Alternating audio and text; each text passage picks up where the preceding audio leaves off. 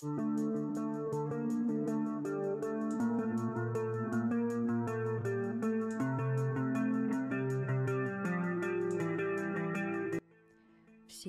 привет! С вами снова Humid Peach. Я решила записать такое видео необычного формата, назовем так, и просто поговорить с вами в процессе того, как я буду создавать рисунок, который, к сожалению, не будет закончен никогда.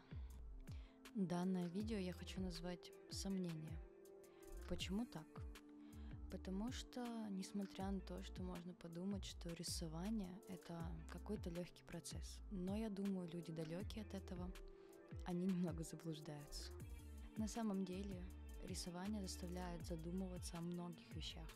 Ты постоянно анализируешь не только себя, не только свои действия, но и то, что ты рисуешь, что ты чувствуешь. Для этого ты пытаешься искать форму своим эмоциям, чувствам, переживаниям, чтобы в последующем воплотить это в рисунке. Как и многие, я стремлюсь к совершенству. Да, конечно, оно недостижимо, но, как мне кажется, всегда есть какая-то цель и планка у каждого из нас, которую он хочет добиться. И, к сожалению, вы можете чувствовать, что ваша работа не достигает желаемого уровня, качества, и пытаетесь ее постоянно улучшить. Но, к сожалению, часто это приводит к неизбежным ошибкам, потому что если вы рисуете в традиционном стиле, то, к сожалению, вам придется начинать все заново. Но есть исключения. Если вы рисуете маслом и акрилом, то можете просто замазать и перерисовать. Но я рисую акварелью, и для меня важно сохранять легкость и свободу. И, к сожалению, это порой создает большие проблемы. Я порой не по разу перерисовываю один и тот же арт. Если у меня есть какая-то задумка, она мне интересна, но у меня возникают сложности в реализации ее именно акварелью. Все-таки мне нравится акварель, и это мой любимый материал. Возможно, я просто люблю над собой издеваться, если рисую акварелью, которая, по сути, неисправима. Потому что если ты начнешь ее исправлять, то, к сожалению, ты потеряешь этот шарм, который дает именно акварель. Именно легкость, воздушность, прозрачность — это то, что мне нравится в этом материале. И, к сожалению, приходится постоянно искать золотую середину, но не всегда выходит. Вам может казаться, а возможно нет, я не знаю, что вам кажется, но возможно, что, глядя на процесс рисования, вам может казаться, что это все достаточно легко. Ты можешь просто изучить базу, отработать какую-то технику, навык, но, к сожалению, или, возможно, это просто я такая, мне всегда чего-то не хватает. Если я знаю точные пункты, точную хронологию, то мне неинтересно рисовать. Поэтому каждый раз я почему-то рисую как будто в первый раз. Да, это может звучать странно, потому что в любом случае я использую свои предыдущие знания, свой опыт, но тем не менее у меня нет никогда какой-то выверенной стратегии. Ну, кроме того, что я всегда наношу первые слои прозрачными, хотя многие другие художники делают это наоборот. Но, конечно, у меня есть определенная стратегия, которой я придерживаюсь, но я все равно не фиксируюсь на конкретной цветовой гамме, я не фиксируюсь на конкретных пропорциях. Я в целом мало на чем фиксируюсь. Возможно, в этом моя ошибка, что я не могу сделать процесс рисования более стабильным для себя, потому что я очень часто экспериментирую, и из-за этого я не могу выбрать что-то одно, понимаете? Да, будет немного сумбурно. Я не могу выбрать что-то одно. Мне, с одной стороны, нравятся гладкие заливки, с другой стороны, мне нравится, когда акварель растекается, создает какие-то странные пятна. И как это сочетать, порой не всегда понятно. И ты пробуешь, экспериментируешь и понимаешь, что нет, это сюда не подходит. Ты постоянно находишься в определенном процессе, в который ты погружаешься и пытаешься проанализировать, что ты сделал не так, или что тебе наоборот нравится в своем рисунке, чтобы потом применить эти знания в будущем. Также порой можно сомневаться в своих навыках, способностях. Грубо говоря, ты можешь представлять одну картинку в голове, но по факту у тебя будет выходить другое. И, к сожалению, это заставляет тебя немного разочаровываться в себе, в своих возможностях, и ты просто в процессе пытаешься с этим справиться. Либо ты напортачишь, либо ты найдешь что-то новенькое для себя и сделаешь крутой арт. К сожалению, ты никогда не знаешь, как выйдет на самом деле, если ты действительно поглощен и отдаешься творческому процессу. Не для результата, не только для результата, но и тебе важен процесс. А результат — это лишь бонус, итог проделанной работы, который ты сможешь увидеть. И, к сожалению, если он не получается, достаточно грустно. Мне, кстати, будет интересно услышать вообще, какие эмоции, какие мысли у вас возникают в процессе рисования. Есть ли у вас какие-то сомнения, какие мысли вам обычно приходят, когда вы что-то создаете. Как мне кажется, это нормально, что не всегда процесс происходит медитативно. Медитативно. Я не знаю, правильно назвала это слово или нет. В общем-то, не всегда ты можешь погрузиться и полностью отключить голову. Порой приходится, да вообще на самом деле часто приходится думать о том, что делать дальше, как не испортить. Какая вообще, задумка? Ты думаешь, а это действительно то, что я хочу показать? И, в общем, у тебя появляется куча мыслей, сомнений, как я сказала ранее, и они тебя немного стопорят и заставляют сомневаться. Но, как мне кажется, несмотря на то, что вы можете испытывать большой спектр чувств и эмоций в процессе рисования, это обычное явление в творческом процессе. И часто, как мне кажется, является именно частью развития художника, потому что мыслительный процесс в любом случае делает свое дело, и вы для себя понимаете определенные вещи. А если говорить спустя время, как я смотрю этот видеопроцесс, и попробовать проанализировать, какую ошибку я допустила. Наверное, самая главная ошибка была в том, что я нарисовала этот скетч достаточно давно. Я использовала очень дешевую бумагу, потому что я просто хотела на ней поэкспериментировать. Ну и в целом попробовать, можно ли на дешевой бумаге нарисовать что-то крутое. О бумаге я скажу позже, кстати. И как я говорила, нарисовала я эскиз давно. Я пыталась изобразить себя, как вы видите. Это достаточно большой формат. Не знаю, передается ли вам габариты его через экран, но было достаточно сложно. Не смотрите на то, что линии ровные, это вам кажется. Главная ошибка в том, что, наверное, я около месяца смотрела на этот рисунок. Он у меня стоял посреди комнаты. Я вечно на него смотрела и думала, да что же мне с ним сделать? Я не видела конечной картины в голове. Я не понимала, что я хочу сказать этим рисунком.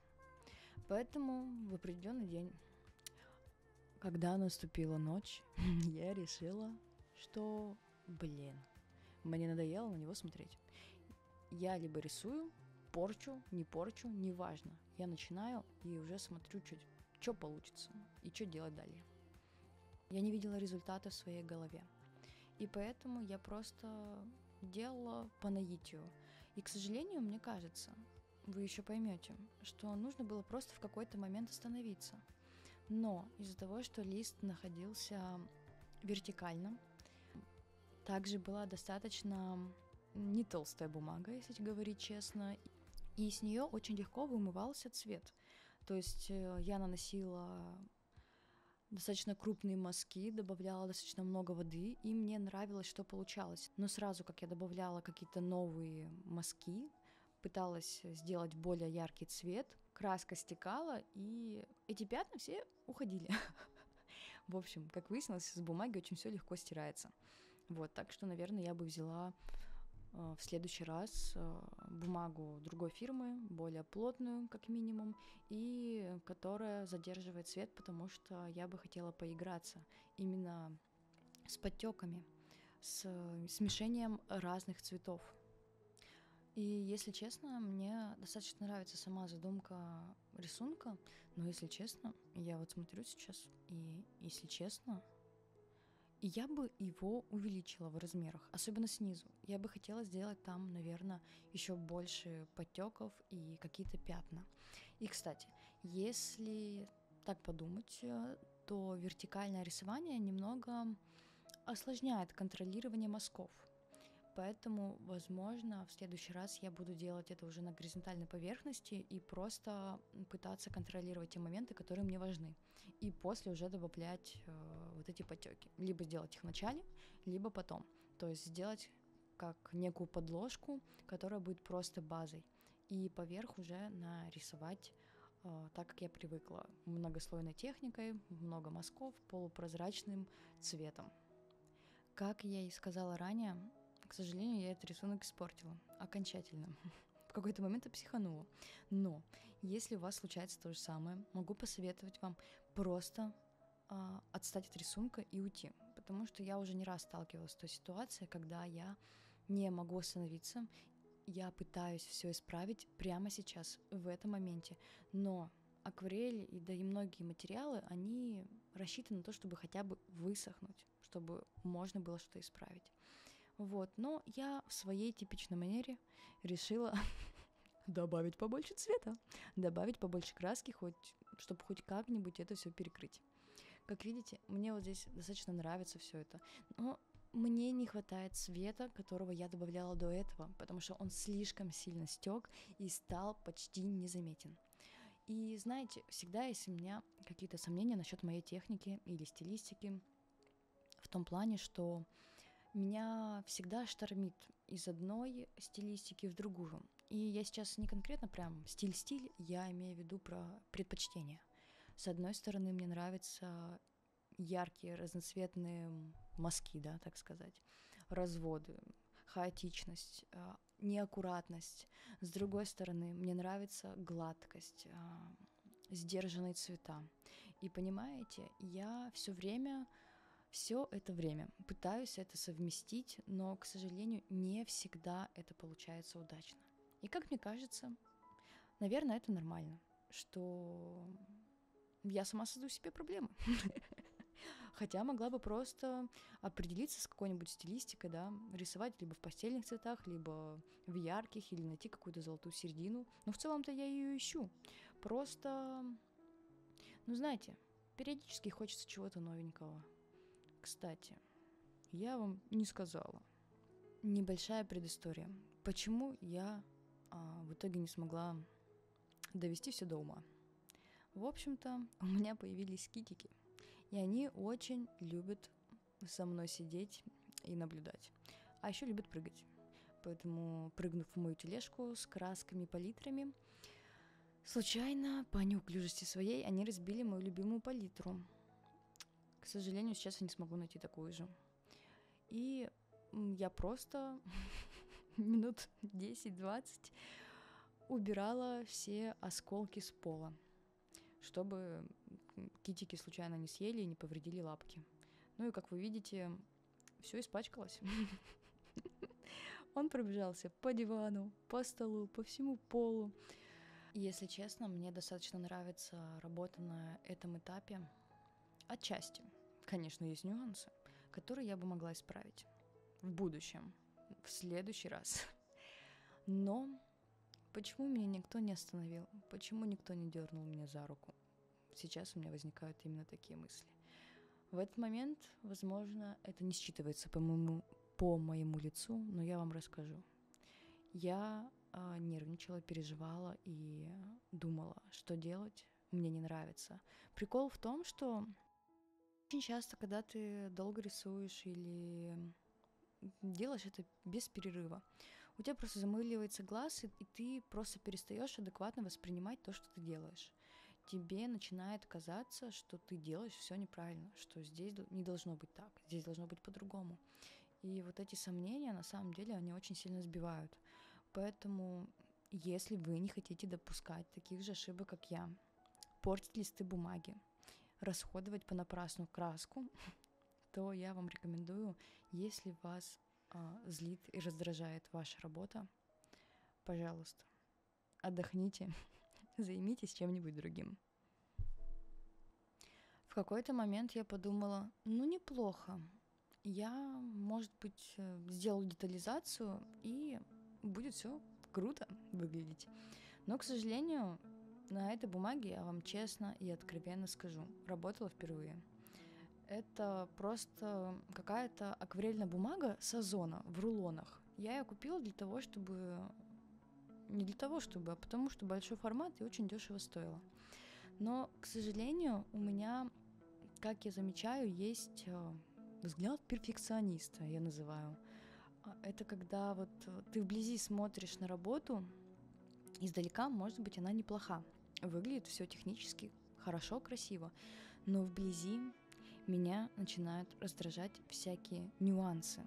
Это катышки, либо если бумага слишком перемочена и она дешевая, то чаще всего там действительно начинает бумага скатываться и появляется такая шершавая текстура. И в целом акварель как-то кладется не совсем приятно, что ли. Тут, я думаю, уже моя заморочка и мои тараканы в голове в данном случае мешают продолжать работу и сделать что-то крутое. Потому что меня просто начинает раздражать вот эта вот неидеальность. Типа у меня есть идеал в моей голове, он не соответствует тому, что у меня получается, меня начинает это раздражать, и все, короче, все обычно идет на смарку. И несмотря на то, что я постоянно зарекаюсь не пробовать новую бумагу, я пробую новую бумагу и разочаровываюсь. Я могу объясниться. Я пробую новую бумагу для того, чтобы в случае чего, если бумага, на которой я рисую обычно, которая мне нравится, которую считаю лучшей, вдруг пропадет из производства, и у меня будет альтернатива. Такое ощущение, процесс этот длится вечно, потому что периодически бумага, которая мне нравится, она исчезает, понимаете? Я выяснила, что если это дешевая бумага, то, скорее всего, она не даст такого же результата, как и дорогая. К сожалению, в акварели это очень важно. Именно бумага помогает вам добиваться нужного эффекта, потому что вы можете рисовать одинаково. У вас может быть выверенный шаг, у вас может быть стратегия, да? То есть вы там рисуете так. Но попробуйте нарисовать на разной бумаге одним и тем же методом, способом, и вы поймете, как от бумаги зависит результат. Хороший художник может рисовать любыми материалами, даже говном. Я не согласна. Извините. Я не люблю, когда бумага создает трудности. Мне нравится, потому что и так это борьба. Рисование — это борьба. Одно дело, когда ты борешься с рисованием и со своими мыслями, и другое дело, когда ты борешься с бумагой, чертовой бумагой. Ладно, не такая уж она чертова, просто бумага действительно акварельная, дорогая. Вообще не об этом. Я бы хотела сказать все. Всем пока. Я была рада вас увидеть. Мне нечего больше вам сказать. И надеюсь, следующее видео выйдет не через 5 лет. Все. Всем пока. Спасибо, что были со мной. И не забудьте поставить лайк, подписаться на мой канал, если видите в этом смысл. У меня есть Инстаграм, у меня есть Телеграм. В общем, в других социальных сетях я более активна, поэтому, если вам интересно,